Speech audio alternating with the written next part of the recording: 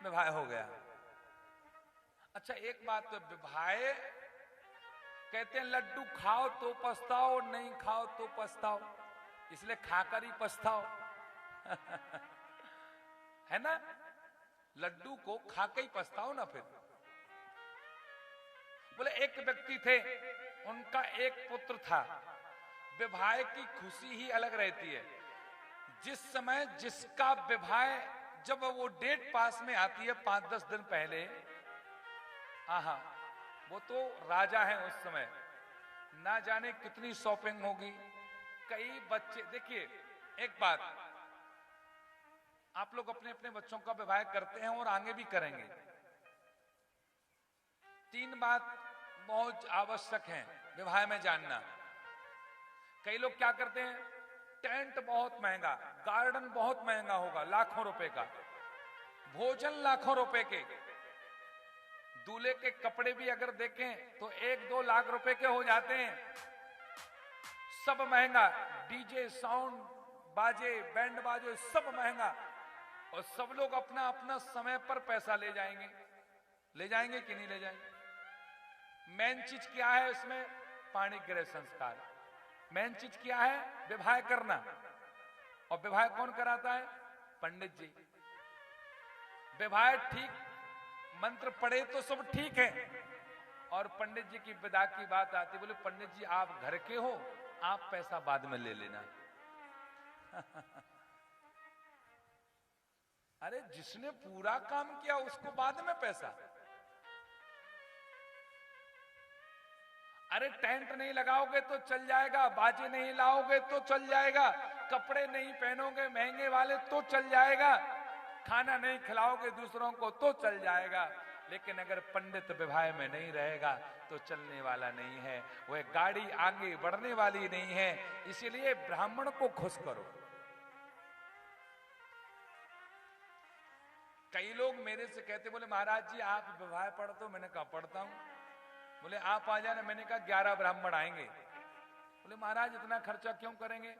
मैंने कहा विवाह होगा तो अच्छा होगा, वरना नहीं करते हैं।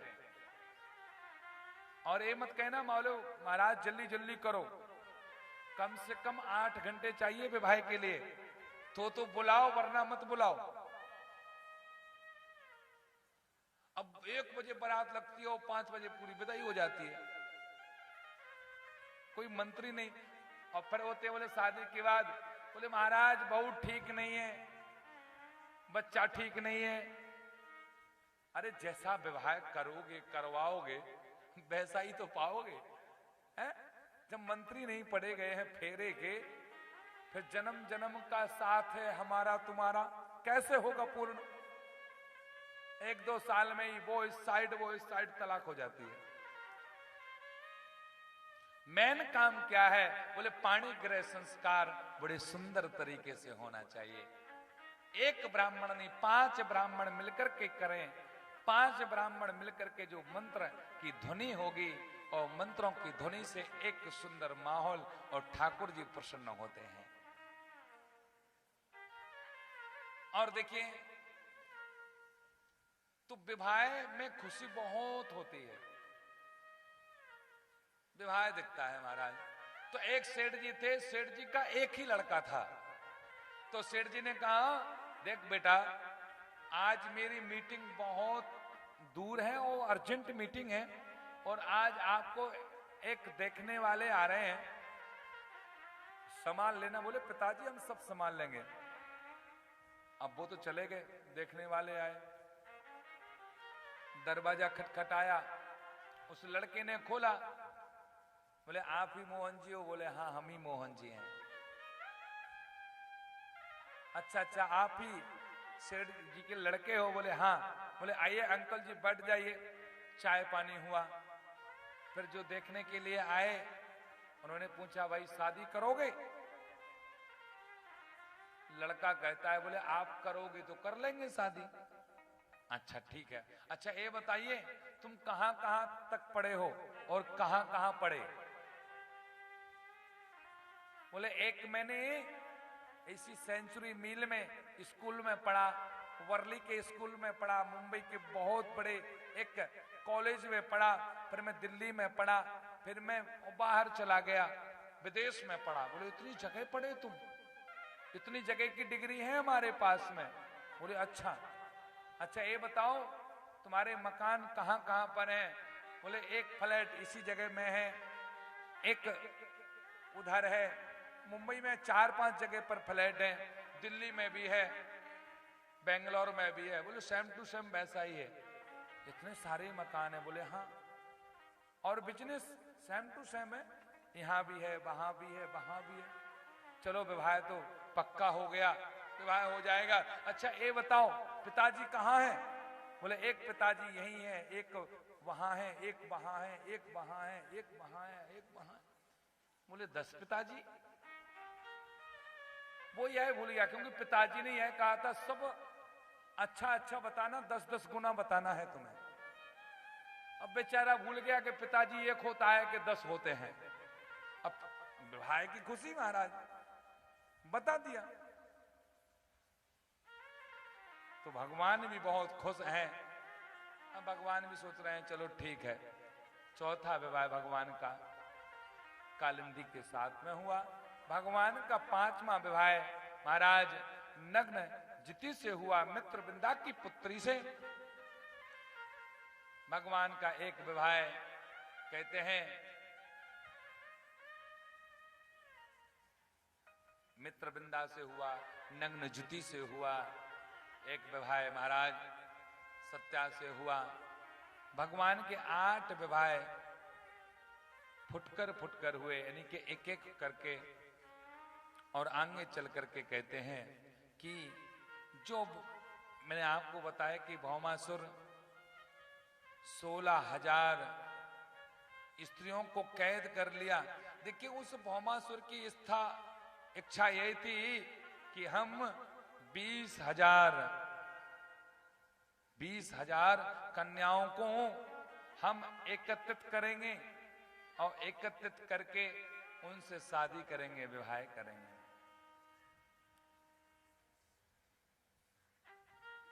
अब भगवान ने क्या किया बंधु, भौमासुर का उद्धार कर दिया।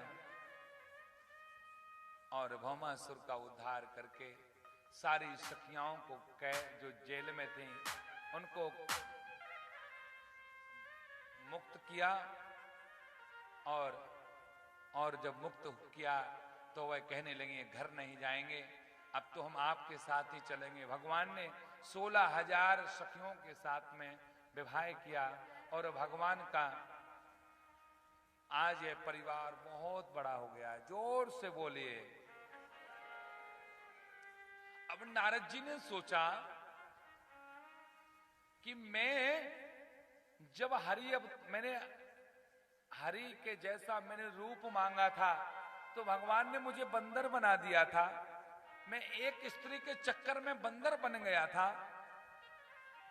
आखिर ये कन्हैया कैसे इतनी सारी स्त्रियों को कैसे कैसे संभाल रहा होगा।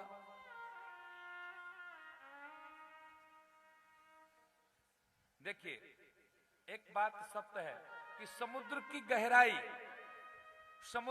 गहराई कोई नाप नहीं सकता है और एक स्त्री की गहराई कोई नाप नहीं सकता है कि स्त्री के मन में चल क्या रहा है।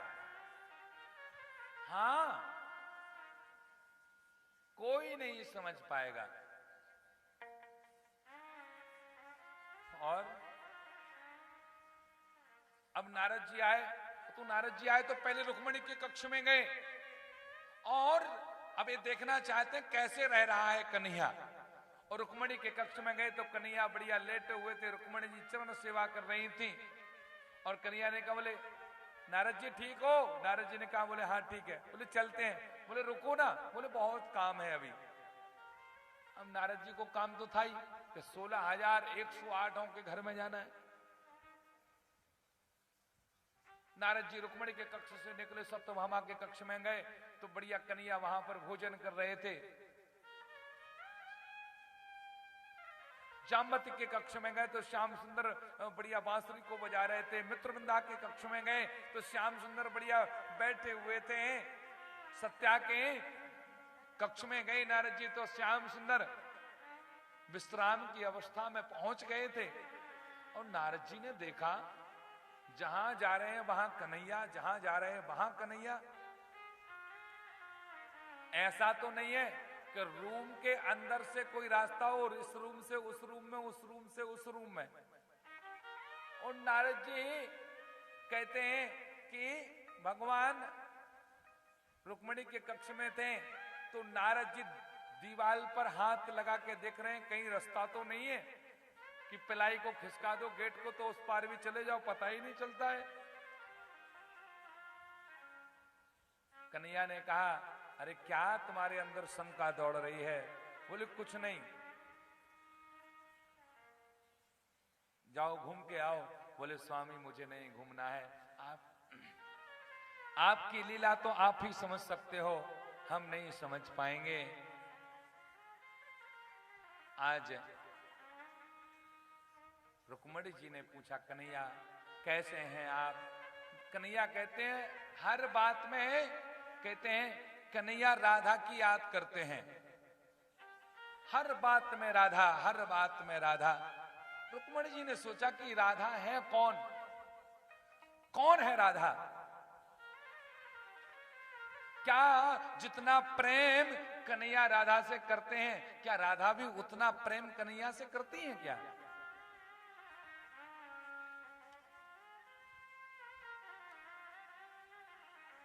रुक्मिणी जी ने सोचा चलो परीक्षा लेकर के आते हैं राधा की। अब भैया परीक्षा लेने के लिए रुक्मिणी जी ने क्या किया, एक गिलास में गरम गरम दूध रख लिया और दूध को ले जाकर के राधा से कहा कि लो राधा ये गरम गरम दूध पी लो। राधा जी ने मना कर दिया, हम इस दूध को नहीं पिएंगे। और जब रुक्मिणी जी ने यह कहा कि ये दूध श्याम सुंदर ने भेजा है, पी लीजिए, और राधा जी ने एक सेकंड भी सोचा नहीं और उस गरम गरम दूध को पी लिया। और पीने के बाद श्याम सुंदर तो घर पर थे ही, रुक्मिणी जी घर पर आई। शाम का समय हुआ, जब रुक्मिणी जी ने श्याम सुंदर के चरणों की सेवा की तो श्याम सुंदर के चरणों में छाले पड़ गए। इतने बहुत बहुत बड़े बड़े छाले पड़ गए। रुक्मिणी जी ने कहा कि भगवान आप कभी नंगे पैर चलते नहीं हैं, बिना रथ के चलते नहीं हैं, धूप में चलते नहीं हैं, लेकिन ये पैर में छाले कैसे पड़ गए बताइए। कन्हैया कहते हैं ये छाले तो आपकी देन है, ये छाले आपने दिए हैं। रुक्मिणी जी ने कहा मैंने कैसे दिए? बोले ये छाले आपने दिए हैं। रुक्मिणी जी ने कहा बताइए स्वामी जी, मैं आपको छाले क्यों दूंगी, तुम्हें याद नहीं है? बोले आज तुमने क्या किया? बोले क्या किया? बोले आपने आज राधा जी को दूध पिलाया है? बोले हाँ पिलाया है। वो दूध गर्म था? बोले गर्म था।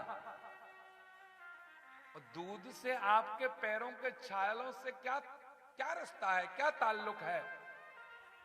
कन्हैया कहते हैं अरे रुक्मिणी तुम क्या समझोगी,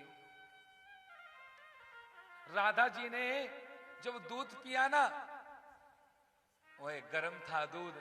राधा जी के हृदय में, राधा जी के हृदय में मेरे चरणवास करते हैं, और जब वह दूध पेट के अंदर गया तो मेरे पैरों से उतर करके वह गरम गरम दूध गया है, इसीलिए मेरे पैरों में छाले पड़ गए। मेरे पैरों ने गरम गरम दूध को ले लिया और ठंडा करके नीचे को दे दिया है कि कहीं राधा का पेट खराब ना हो जाए। रुक्मिणी समझ गई कि श्याम सुंदर तो राधा से बहुत प्रेम करते हैं, बहुत ही प्रेम। अब तो भगवान कहते हैं जोर से बोलना पड़ेगा, और जोर से। ओ मुझ चढ़ गया राधा रंग रंग, मुझ चढ़ गया राधा रंग। मुझे चढ़ गया रंग रंग मुझे चढ़ गया राधा। गाइए। मुझे चढ़ गया राधा रंग रंग मुझे चढ़ गया राधा रंग। चढ़ गया राधा रंग रंग मुझे चढ़ गया राधा। अच्छा ये बताइए किस किस को राधा नाम रंग चढ़ा हुआ है? चढ़ा है? मुझे चढ़ गया राधा रंग रंग मुझे चढ़ गया राधा रंग रंग मुझे चढ़ गया राधा रंग रंग।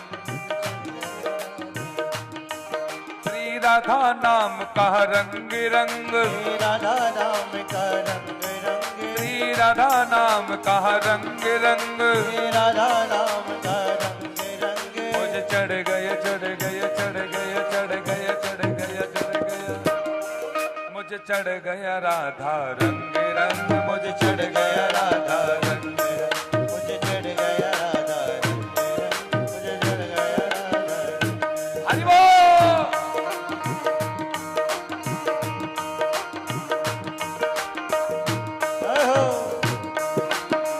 तो श्री राधे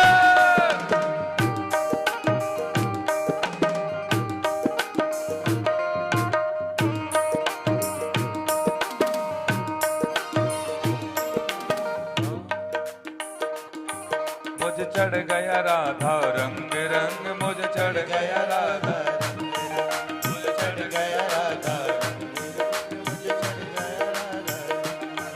मैं झूम रहा हूँ मस्ती में झूम रहा हूँ मस्ती में मैं झूम रहा हूँ मस्ती में झूम रहा हूँ मस्ती में श्री राधा नाम की कश्ती में राधा नाम की कश्ती में मैं झूम रहा हूँ मस्ती में झूम रहा हूँ मस्ती में श्री राधा नाम की कश्ती में राधा नाम की कश्ती में मैं झूम रहा हूँ मस्ती में राधा नाम की कश्ती में। अब करो न कोई तंग मुझे चढ़ गया राधा रंग रंग मुझे चढ़ गया राधा रंग मुझे चढ़ गया राधा रंग रंग मुझे चढ़ गया। देखो आज की बात और है फिर तो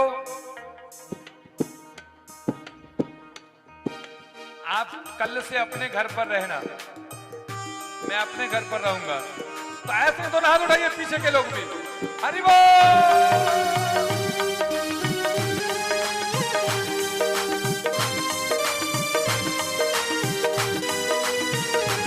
राधे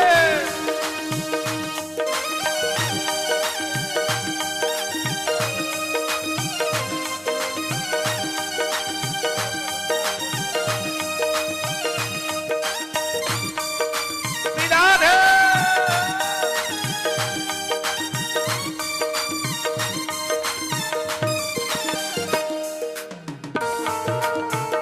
देखे राधे आज तो बहुत आनंद आने वाला है तो ऐसे बैठे रहोगे तो काम कैसे चलेगा मस्ती में।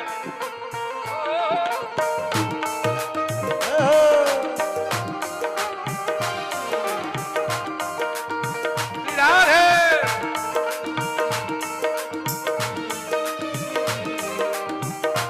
ये वृंदावन की मस्ती है राधे।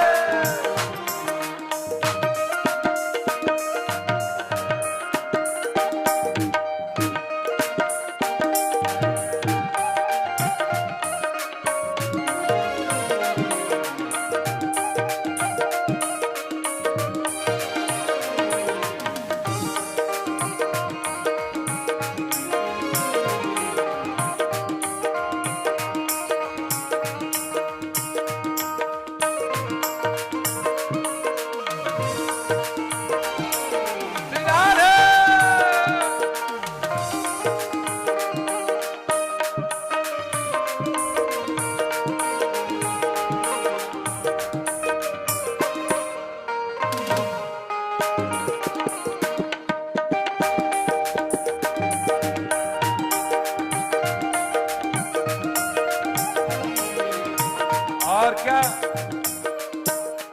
और जब जिसको राधा नाम चढ़ता है तो क्या होता है पता है?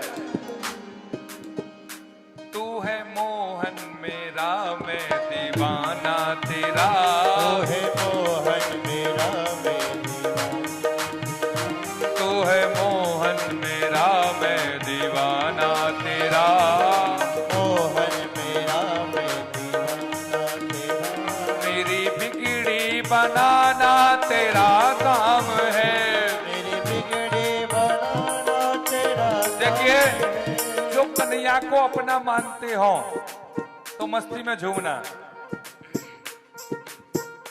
मेरी बिगड़ी बनाना तेरा काम है, बिगड़ी बनाना तेरा काम है। तू है मोहन मेरा मैं दीवाना